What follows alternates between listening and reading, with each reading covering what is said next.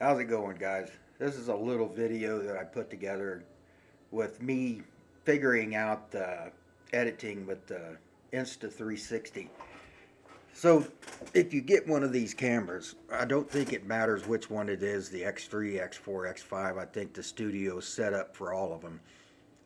But the first thing you got to do is download the Insta360 Studio. It's free, no hassles, it's quick, easy. And everything that I've recorded so far in these videos, this is out of box.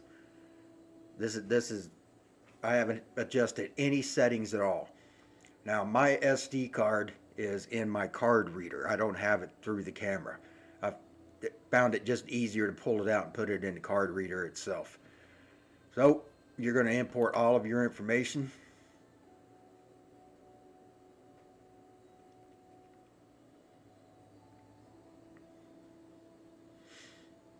And this is the entire video. I've done some editing on some videos, but to start out within here, I use the direction lock, and that basically it somewhat keeps it pretty much in the center of the frame, no matter what. It follows you through the turns and everything, and I can get into the heavier editing later, which is what you see with these dots down here, because if you take the direction lock off and you want to control where this is looking, you have to do it manually.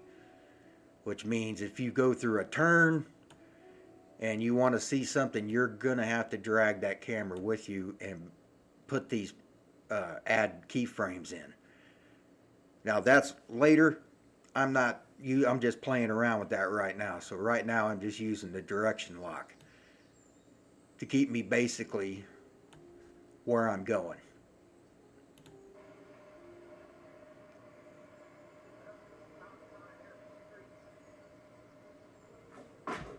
And see, if I want to let you look this way, I can turn that way. I can put a point and it'll go back to here.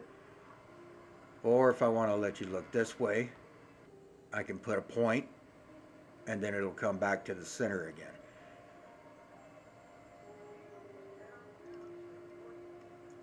Now I have not by any means gotten into all of the actual things that this camera and editing can do, but the basic editing is really not that hard to figure out. Seemed a little bit overwhelming at first, but once I got into it and figured out, okay, with these points, how to maneuver the camera and get it to look where I want it to, because if you don't, it's going to look all over the place.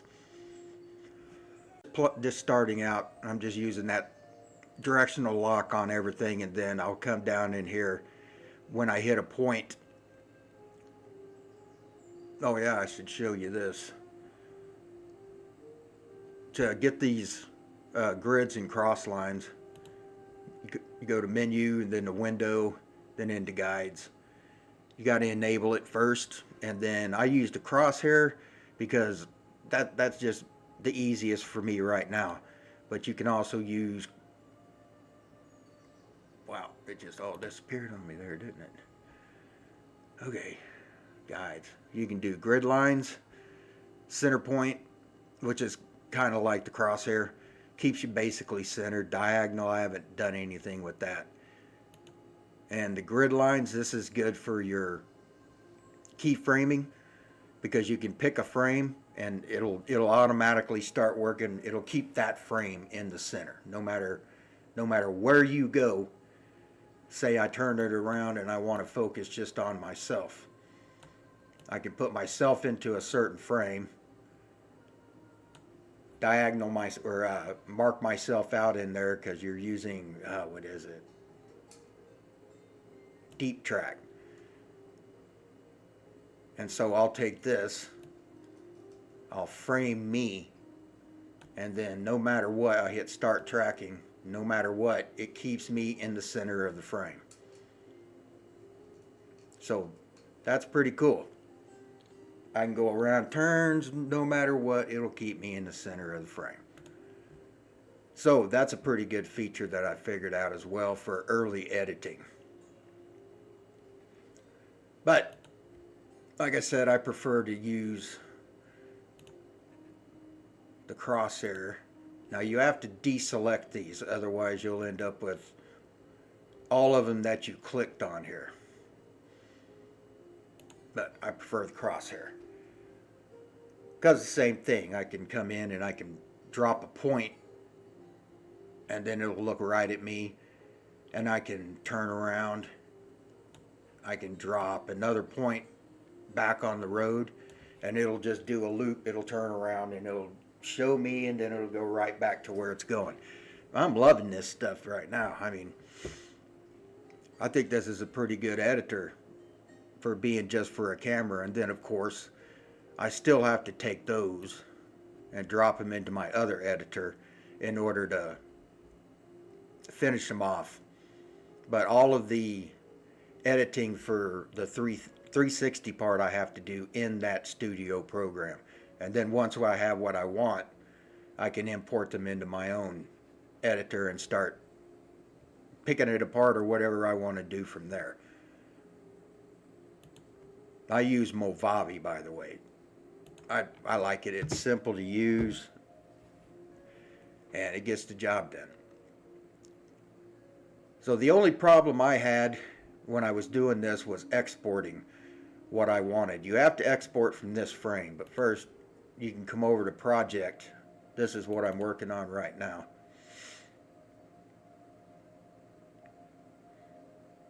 And when you, from here, media, when you make the clip that you want, it'll appear like this. And then you just hit add to timeline and it'll add it right in here. And you can do that with as many clips as you want. Just keep going, add them in there. Okay, so once you hit export, you're going to want to export it as just a video, because this is the only editor that you can use to do the 360 editing, I think. I'm not sure, but I've got what I wanted out of it, so I'm just going to drop it into my other editor and finish off any editing that I want to do. Of course, you can put it wherever you want, call it whatever you want. 264, 265 seems to be the settings that people say. I jacked my bitrate up because I want it to look as good as possible. And start export.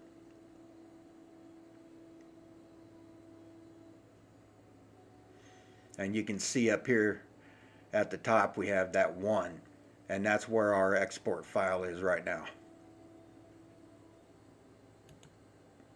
You can come over here and you can check the export time, how long, I mean, well, and sometimes I have that problem. I thought I fixed it, but this is the only problem I've had so far is exporting.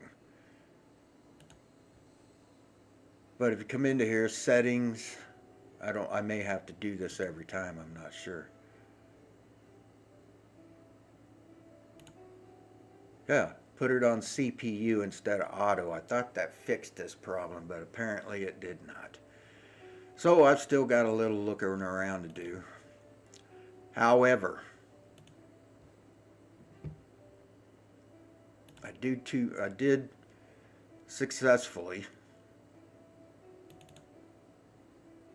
do 2 videos, and they came out looking pretty good in my opinion. It's way better picture than what that GoPro got. Sound, gonna have to get me a microphone, Bluetooth microphone to clip up there by my throat so people can hear me, because it doesn't pick me up. And I've also did want some road footage.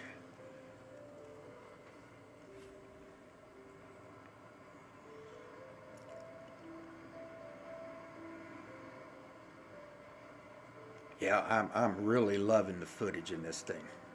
It's awesome. I can't wait to, I mean, this is just, like I said, out of the box recording. I have not adjusted any settings whatsoever. I took it out of the box, charged the battery, put it on my bike, and went for a ride.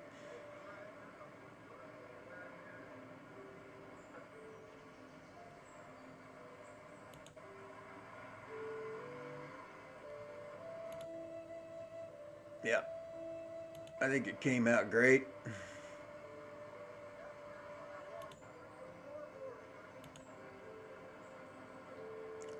I mean, I uploaded this at 1080p because that's what YouTube's going to drop it down to.